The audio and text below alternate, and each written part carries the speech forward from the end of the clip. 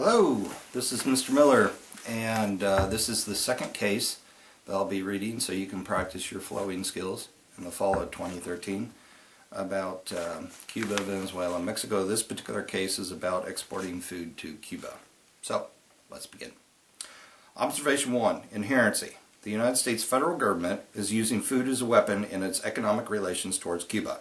Subpoint A. The Trade Sanctions Reform and Export Enhancement Act of 2000, abbreviated TSRA, provides an exemption from the embargo to allow agricultural sales, from GNUC 11.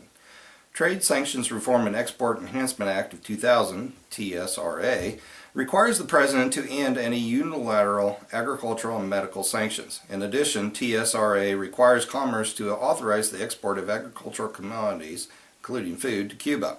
TSRA prohibits the U.S. government assistance for financing exports to Cuba and prohibits U.S. private financing or payment of agricultural commercial sales to Cuba, except where payment is made with cash in advance or financing is from third country financial institutions. Subpoint B. The United States Department of the Treasury has effectively undermined the intent of the TSRA by enforcing an unusual interpretation of the cash sales requirement. Stallman 10. The Office of Foreign Assets Control, or OFAC, redefining payment of cash in advance, negated what was the original intent of Congress, ignored the commercial definition to create a special definition that only applies to Cuba, increase the cost of purchasing our products, and negatively impact our sales. The current definition does nothing to protect U.S. exporters, but was put in place to attempt to hinder U.S. exports. Payment of cash in advance was the method of doing business with Cuba prior to the change, and those who used this method previously are supportive of returning to what Congress had intended. Observation 2. Harms.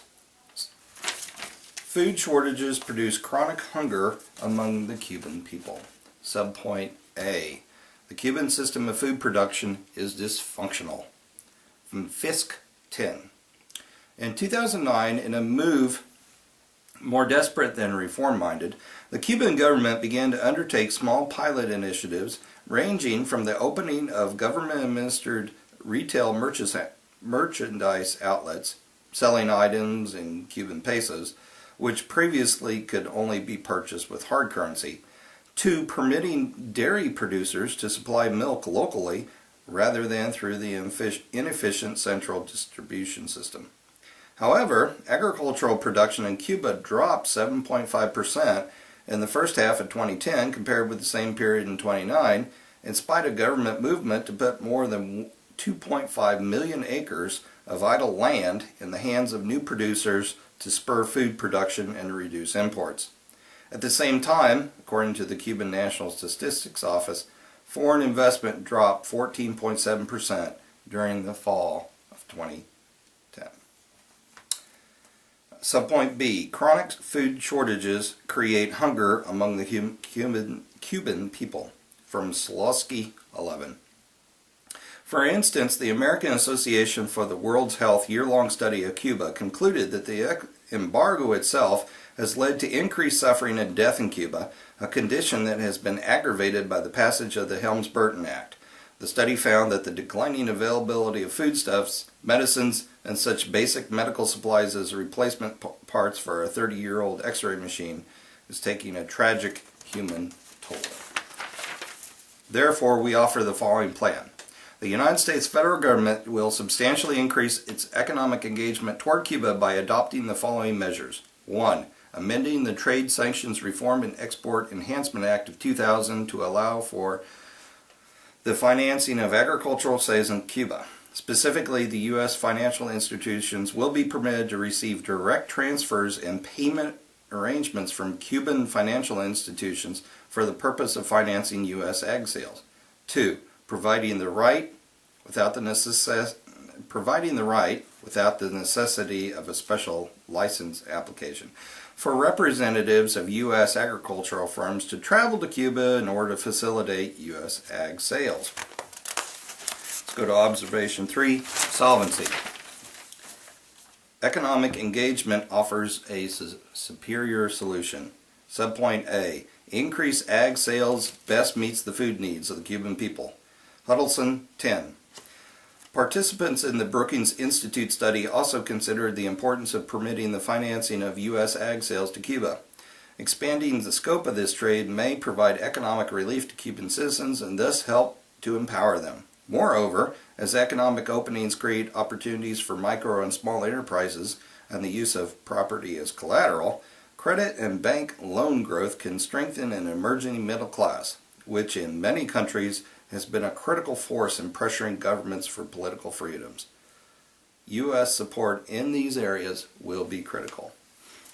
And then subpoint B, this policy will solve. Johnston, 10. Current policy allows for cash sale of food and medicine to Cuba, yet direct banking exchanges are not allowed. The current cash-only sales policy may seem to be in the best interest of the U.S. However, it is an inefficient system characterized by small sales, the absence of long-term contracts, unnecessarily high transaction costs, and exchange rate losses. This policy needs to be changed so U.S. producers can benefit from full and normalized trade relations with Cuba. If direct banking transfers were permitted between the U.S. and Cuba for the purchase of American-made products by Cuba, notable positive impacts on both countries' economies would be possible, creating a win-win situation. Let's go to Advantage 1. Increased agricultural sales helps U.S. farmers. Ag Life 2010.